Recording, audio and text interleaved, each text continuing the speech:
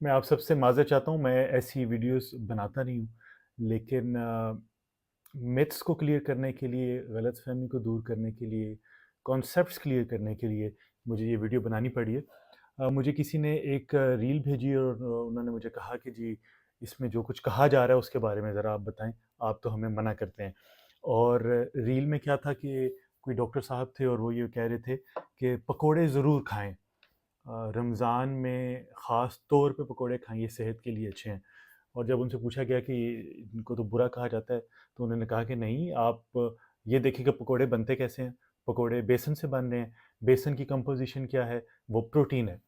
अभी आपको स्क्रीन पे मैं ये दिखा रहा हूँ कि बेसन की कंपोज़िशन क्या है और इसमें प्रोटीन क्या है।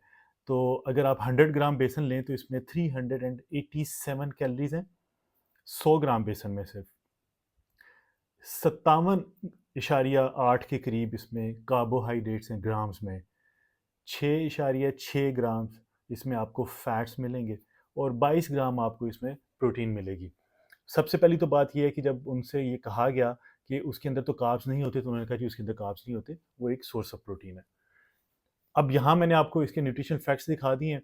आप गूगल कर सकते हैं, आप वहाँ पे ये चीज़ें जो मैंने लिखी हुई हैं, जो आपको तस्वीर नज़र आ रही है, इसको सर्च करके देख सकते हैं कि ये न्यूट्रिशन फैक्ट्स क्या हैं। पहली बात, बहुत ज़्यादा कैलोरीज़ हैं, 387 कैलोरीज़। उसके बाद 57 पॉइंट समथिंग इसमें कार्बोहाइड्रेट्स हैं, जो कि बहुत ज़्यादा हैं। 6.6 ग्राम फैट्स हैं, ठीक है, हेल्दी फैट्स हैं, अच्छी चीज़ है, बॉडी को ज़रूरत है। अब 22 ग्राम अगर हम प्रोटीन की बात करें, तो प्लांट बेस्ड प्रोटीन जो है वो कंप्लीट प्रोटीन नहीं होती। इसको भी आप सर्च कर सकते हैं।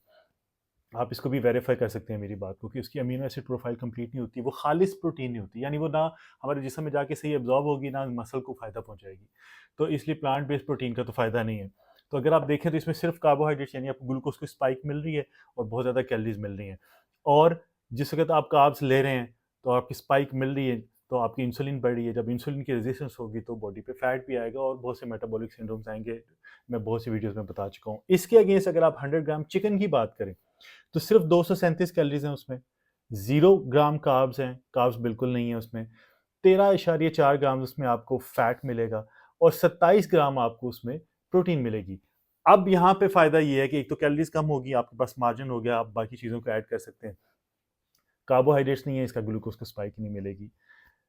फैट्स अच्छी चीज़ है, हेल्दी फैट्स हैं वो ठीक है, जैसे मैंने आपको बेसिक में बताया, वहाँ पे भी एक्सेप्टेबल है, यहाँ पे भी एक्सेप्टेबल है। 27 ग्राम प्रोटीन है 100 ग्राम में। एक तो उस प्रोग्राम जो आपकी प्रोटीन की रेशियो है वो ज़्यादा है, दूसरा खालिस प्रोटीन है।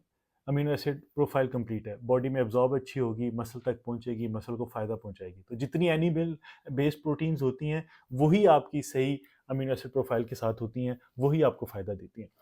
फिर उन्होंने ये कहा कि पकोड़े की डिमांड होती है बॉडी को, जैसे 11 महीनों में क्रेविंग्स नहीं होती हैं और जब बारिश होती है या रमज़ान आता है तो बॉडी को क्रेविंग्स होती हैं प्रोटीन की, इन शेप ऑफ पकोड़ा। तो बॉडी को तो प्रोटीन की 24 घंटे डिमांड है, हर रोज़ डिमांड है, हर वक्त डिमांड है, क्योंकि मसल्स को चाहिए, बोन्स को चाहिए, बालों को चाहिए, स्किन को चाहिए, हर चीज़ को प्रोटीन चाहिए।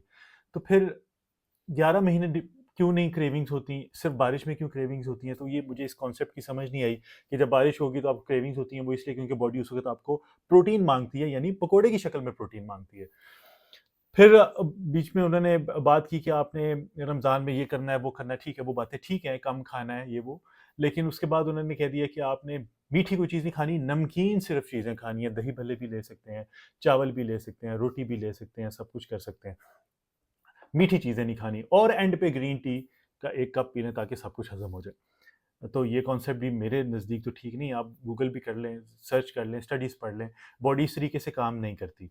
आपको नमकीन चीज़ों के अंदर भी तो ग्लूकोज़ मिलेगी ना, जैसे आपको रोटी है, चावल हैं, दालें हैं, इनके अंदर भी तो आपको कार्बोहाइड्रेट्स हैं, तो जिस्म में जाके तो ग्लूकोज़ में कन्वर्ट हो रहे हैं, तो ब्लड ग्लूकोज़ तो इससे बढ़ेगी। और फिर आप जो मर्ज़ी खा लें और उसके बाद ग्रीन टी पी लें तो हज़म हो जाएगा, ये कॉन्सेप्ट डाइजेस्टिव सिस्टम के बिल्कुल अगेंस्ट बात है। और अगर ऐसा हो सकता होता, तो फिर तो हम सब फिट होते। हम अपनी मर्ज़ी का खाना खाते, उसके बाद ग्रीन टी का कप पीते, फिट होते, ना चर्बी होती, ना सेहतें ख़राब होती, ना पेट निकले हुए होते। तो प्लीज़ इस तरह की कोई बात मैं भी कर रहा हूँ, कोई भी कर रहा है, मैं अभी भी जो बात कर रहा हूँ इसको प्लीज़ गूगल करें, सर्च करें, स्टडीज़ देखें। अब तो हर चीज़ आपके घर में अवेलेबल है गूगल की सूरत में, इंटरनेट की सूरत में। तो और उसके बाद किसी चीज़ पे अमल करें। तो मुझे उम्मीद है कि इस वीडियो से आपके कॉन्सेप्ट्स क्लियर हो गए होंगे। वीडियो पसंद आ जाए तो इसको लाइक कर दें, शेयर कर दें, बाकी लोगों का फ़ायदा हो। कमेंट बॉक्स में अपनी राय का इज़हार करें और प्लीज़ मेरे चैनल को भी सब्सक्राइब कर दें। बहुत जल्द एक नई वीडियो के साथ हाज़िर होऊँगा। अपना ख़्याल रखिएगा। अल्लाह हाफ़िज़।